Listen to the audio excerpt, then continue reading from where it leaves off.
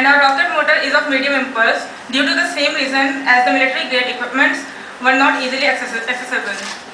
Now assumptions: there will be no external forces acting to destabilize the missile as it is an indoor demonstration, and the thrust of the rocket motor will not be demonstrated, but the thrust tracking mechanism will be shown.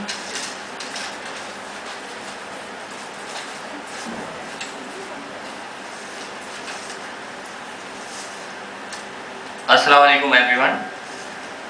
Now I will be explaining the functional diagram and the block diagram of a project. The integrated functional diagram consists of a rocket motor, the ignition system and the solid propellant rocket, coupled with a thrust vector control nozzle.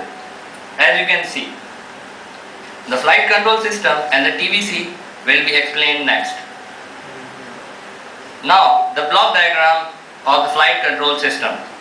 The flight control sensor, in this case it is an IDG 500 dual axis gyroscope, which senses the angular motion along the pitch and the roll axis of the missile.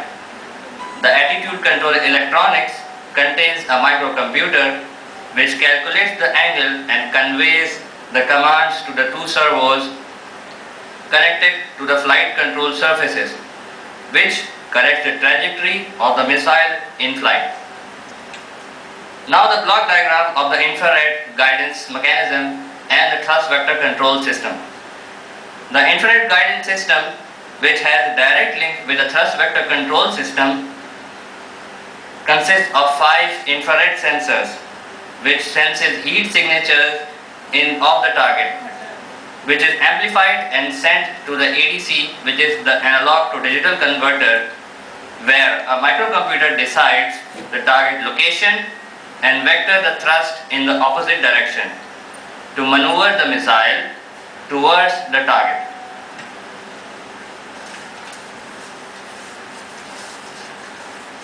Assalamu alaikum. I will explain the result and analysis of our project.